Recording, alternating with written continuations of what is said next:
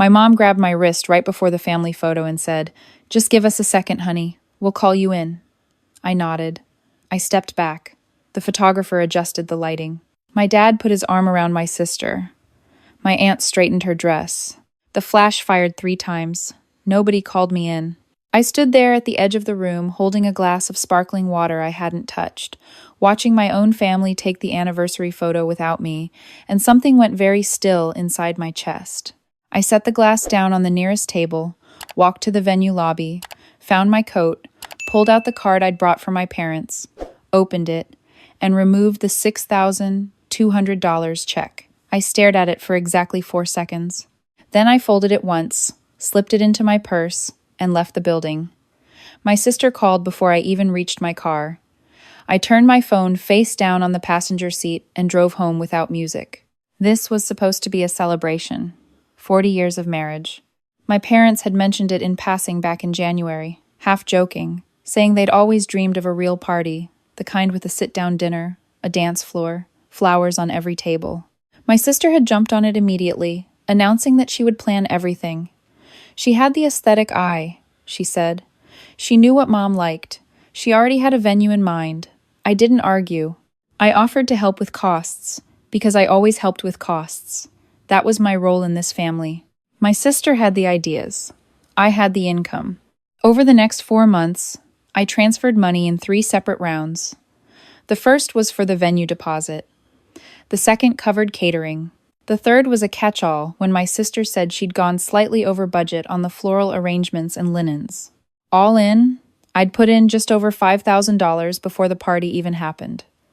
My sister had handled the bookings, the invitations, the decor.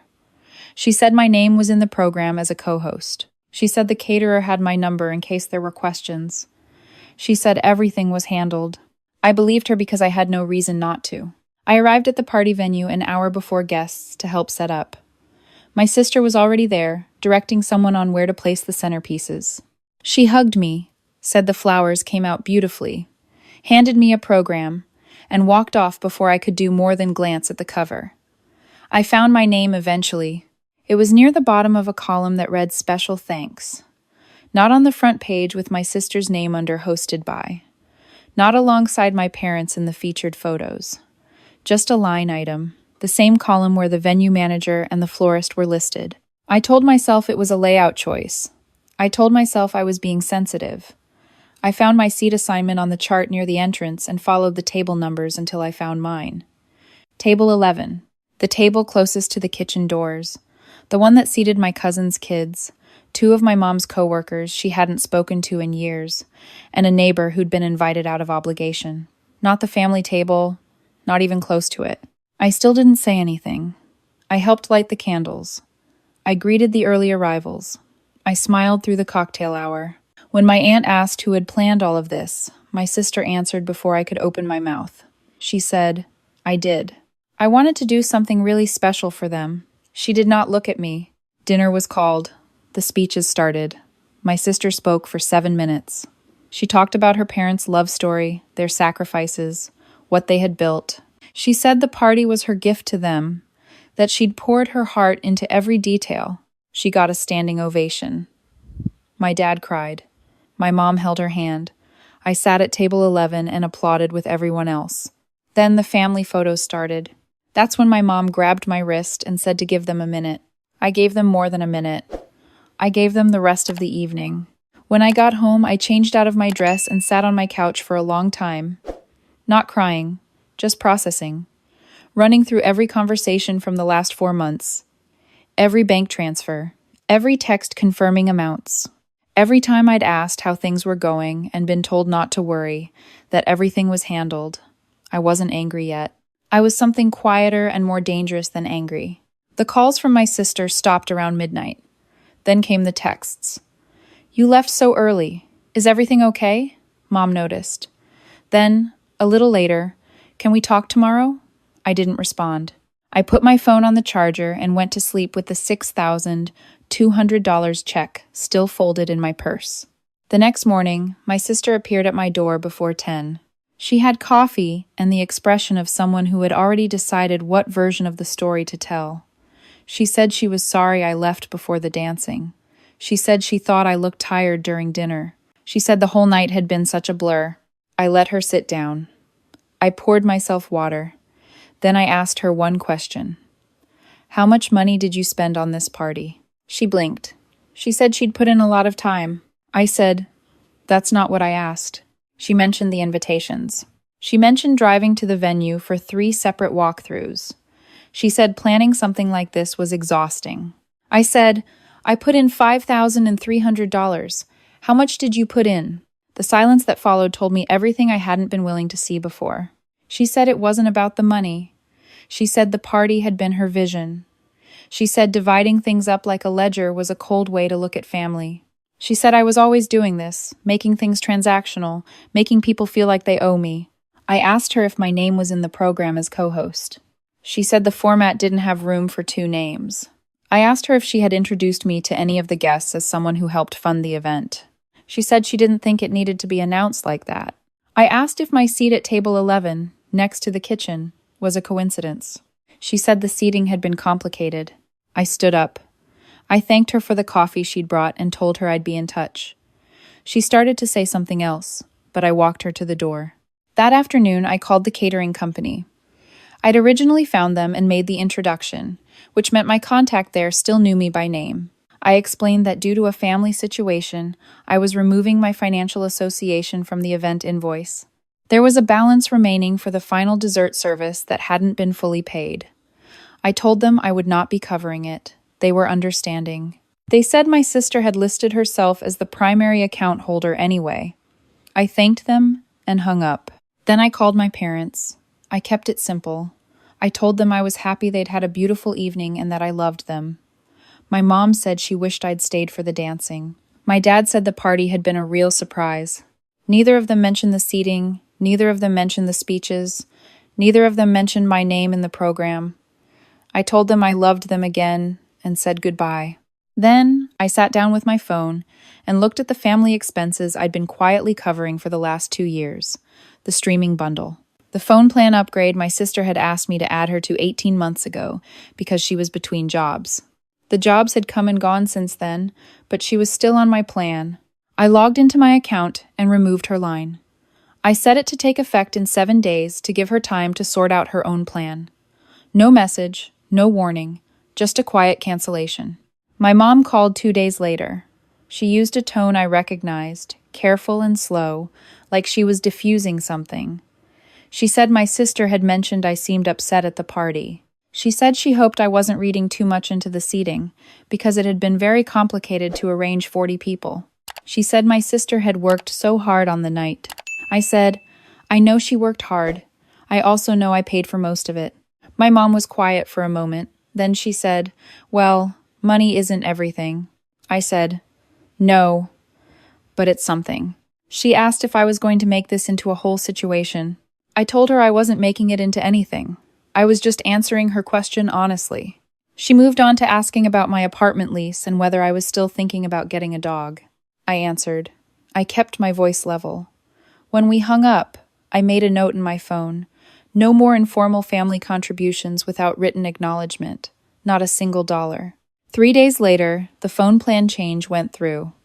My sister called from an unknown number. I answered because I didn't recognize it. She said I had cut off her phone service. I said yes. She said she needed to know what was going on. I said, I'm simplifying my finances. She said I was being vindictive, that I was weaponizing money because I couldn't just have a conversation like an adult. I said I'd had exactly that conversation at her kitchen table 5 days ago, and she'd spent the whole time talking about invitations and venue walkthroughs. She asked what she was supposed to say, that she spent nothing and I spent everything and that was somehow her fault. I said, I didn't ask you to split it down the middle. I asked you to acknowledge it. She said she didn't know what that meant. I said, you introduced yourself as the host of that party to every single person in that room. You gave a 7-minute speech about how it was your gift to them. You seated me at the table by the kitchen. You didn't mention my name once. Silence. I told her to get her own phone plan and hung up. What came next was the slow freeze. My parents went quiet. My sister stopped reaching out. The family group chat, which usually had a few messages a week, went completely dark. My aunt sent a birthday gift to no one in particular, and nobody responded. The silence felt pointed, like a decision had been made without me in the room. I decided to make my own decision. I called my dad directly. He was always easier to talk to than my mom when things got tense. He answered on the second ring and immediately said he was glad I called. He said things had been weird and he didn't like it. He asked what was really going on. I told him everything, not in an accusatory way, just factually: the $5,000, the seating chart, the speech, the program, the photo. He was quiet for a while. Then he said he hadn't realized the financial part. He said he'd assumed my sister had covered it. He said he was sorry that I'd left the photo. That apology was the most honest thing anyone had said to me in 2 weeks. I thanked him. I didn't cry, but I wanted to. He said he'd talk to my sister. I told him he didn't have to do that. I wasn't looking for a family summit. I just needed him to know. He said he was glad I told him. He said it mattered. 2 days after that, I got a message from someone I didn't recognize, a woman who worked in event coordination. She said she was friends with someone at the venue and she hoped it wasn't too forward to reach out, but she had been helping coordinate vendor arrivals the day of the party and she felt like I should know something. I read the message 3 times. She said my sister had given specific instructions to the venue staff that I was to be treated as a vendor contact, not a family member. The venue's family guest list, which determined who got escorted to premium seating, who was included in the anniversary program under family, and who was prioritized during the photo call, had my name explicitly excluded. My sister had submitted that list herself, 2 weeks before the event. She had listed herself, my parents, 2 aunts, and 3 cousins. She had not listed me. It wasn't a layout issue, it wasn't a seating complication, it wasn't an oversight. She had made a deliberate choice to erase me from the guest record while keeping my money in the budget. I sat with that for a long time. I wasn't shocked, exactly. I think I'd known it on some level since the moment my mom told me to wait at the edge of the photo frame. But knowing it and having it confirmed in writing are 2 completely different things. This was written. This was documented. This was my sister submitting a list to a venue coordinator and typing my name under vendors instead of family. I didn't respond to the coordinator right away. I thanked her the next morning and asked if she still had the email my sister had sent. She said she'd see what she could do. 2 hours later, she forwarded it to me. There it was. Sent from my sister's personal address 18 days before the anniversary party. Subject line: Final guest categorization. My name. Listed under Event Support, Non-Seated Family. I saved it. Then I opened my laptop and started a document. I listed every transfer I'd made: date, amount, description. I had all the bank confirmations. I had text messages where my sister confirmed receipt. I had one message in particular where she'd said, "Got it. Thank you so much. You're the best. This party is going to be perfect." Sent 3 days before she submitted the guest list that categorized me as event support. I printed everything and put it in a folder. I wasn't sure yet what I'd do with it, but I wanted it organized. That weekend, I went to my parents' house for the first time since the party. Just my dad home. My mom was at a book club. My sister wasn't there. My dad made tea, and we sat at the kitchen table and talked for 2 hours. He asked how I was really doing. I told him honestly. He asked what I needed. I said I needed people to stop pretending it didn't happen. He said, "I'm not going to pretend." That was enough for now. My sister texted me a week later. Not from an unknown number this time, so she'd sorted out her own phone plan. The message was 3 sentences. She said she'd been thinking. She said she knew things hadn't been handled perfectly. She said she hoped we could move forward. I read it. I closed the thread. I didn't respond for 4 days. When I did respond, I sent 1 sentence. I have documentation of what was paid and what was submitted to the venue. When you're ready to have an honest conversation about it, I'm available. She didn't reply for 2 days. When she did, she said she didn't think a documentation conversation was necessary between sisters. She said I was turning a family moment into a lawsuit. I wrote back, "Not a lawsuit, just facts. Let me know when you want to talk." She didn't write back. My mom called on a Thursday evening. I could tell from the first syllable that my sister had gotten to her first. My mom said she understood I was upset, but that going through old bank statements to make a case against my sister wasn't a healthy way to handle a family disagreement. She said it felt like I was building a dossier. I said, "I'm building documentation. There's a difference."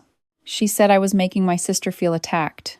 I said, "She submitted a form to the venue, labeling me as event support instead of family. I have the email." Silence. My mom said she didn't know about that. I said, "I know." More silence. She said she needed to call me back, and she hung up. She didn't call back that evening. Or the next day. I went about my week. Work, gym, dinners with 2 friends who had no idea any of this was happening. It felt good to talk about other things.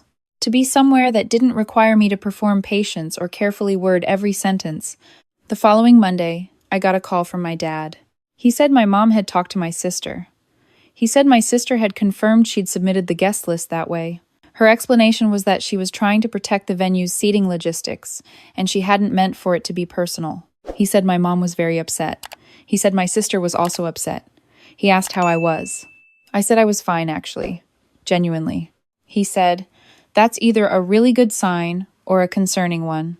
I laughed. I told him it was a good sign. He said he was sorry. Not the vague kind, not the things got complicated kind. He said, "I'm sorry that happened to you at our party. You deserve to be in that photo. You deserve to be acknowledged. I didn't know the full picture, but I know it now, and I'm sorry." I didn't say anything for a moment. That kind of apology, specific and clean and without conditions, isn't something you hear often. I told him it meant a lot. It really did. My sister called me the following Saturday morning. She said she wanted to meet in person. I said okay, and suggested a coffee place near my apartment. Neutral ground. Public space. No childhood furniture to make anyone feel like a kid. She arrived first. She had her hands wrapped around a mug, and she looked tired in a way that wasn't just from a bad night.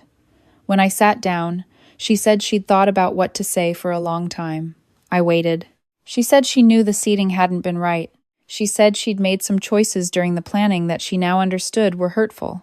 She said she'd been carrying a lot of resentment she hadn't dealt with, and instead of talking to me about it, she'd made decisions she wasn't proud of. I asked what the resentment was about. She said it was hard to explain. That growing up, she'd felt like the creative one, the planner, the one who showed up emotionally, and I'd always been the one who had the money and the career trajectory.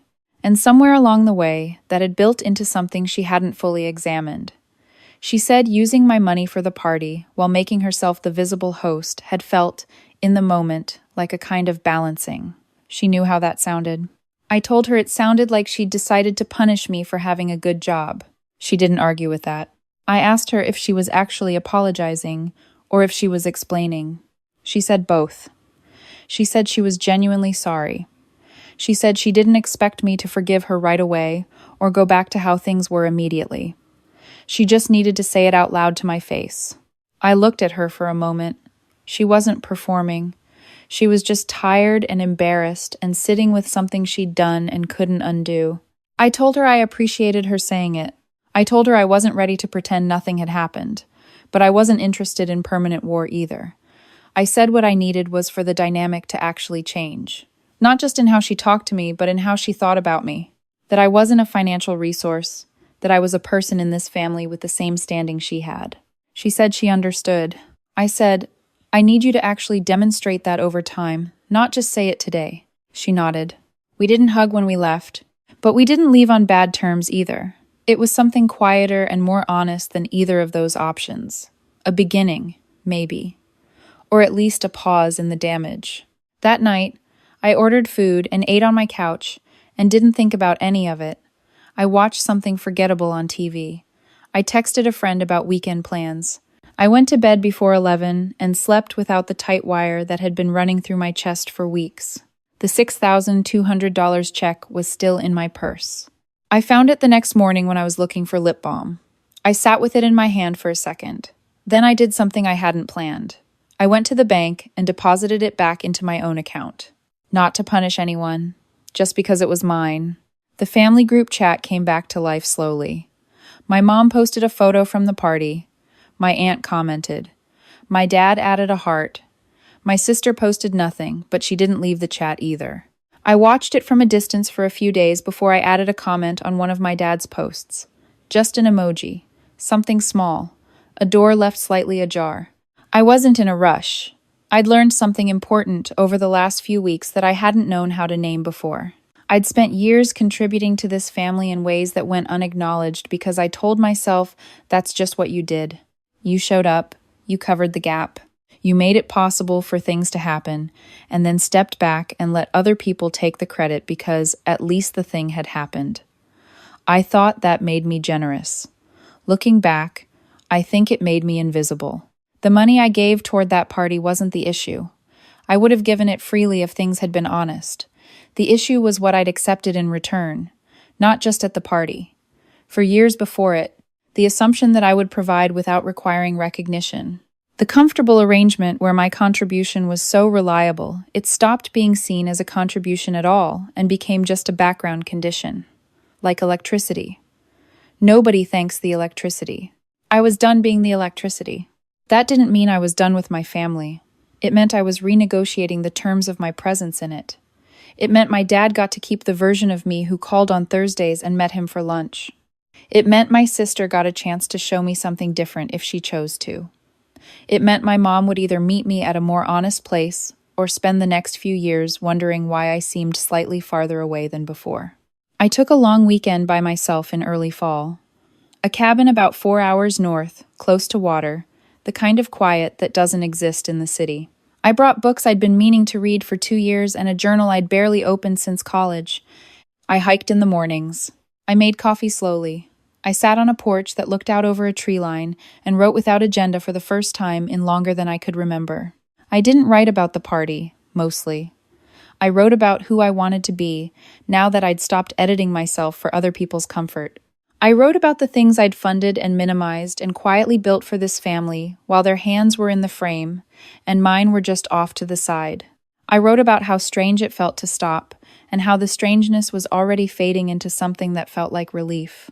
On the last morning of the trip, I walked along the water just as the sun came up. It was cold and the light was thin and pink, and the whole world felt rinsed clean. I stood there for a while with my hands in my pockets and felt something I hadn't felt in longer than I could admit. Not happy exactly, not healed, just present. In my own life, on my own terms, without anyone's hand, rearranging where I stood in the photo. When I got home, there was a voicemail from my sister. She said she'd been thinking about a trip our whole family used to take when we were kids to a lake house upstate. She said she thought it would be nice to do something like that again someday, if I was open to it. She said no pressure. She just wanted me to know she was thinking about it. I listened to the message twice. I didn't call back that day, but I also didn't delete it. I put my bag in the laundry, made dinner, and sat by my window while it got dark outside. My phone stayed quiet. The family chat had a few messages from my aunt about a recipe. My dad had sent me a photo earlier in the week of the garden he'd been replanting. Small things.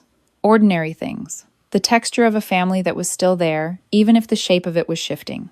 I thought about what I'd written in my journal on the second morning at the cabin. I'd written that the hardest part wasn't what they'd done. The hardest part was accepting that love and fair treatment weren't the same thing, and that demanding one didn't mean you'd stopped feeling the other. I'd spent so long believing that if I asked to be treated well, it would mean I loved them less. That needing acknowledgement was somehow a sign of not being secure enough. That real family devotion was supposed to be unconditional and invisible and self-erasing.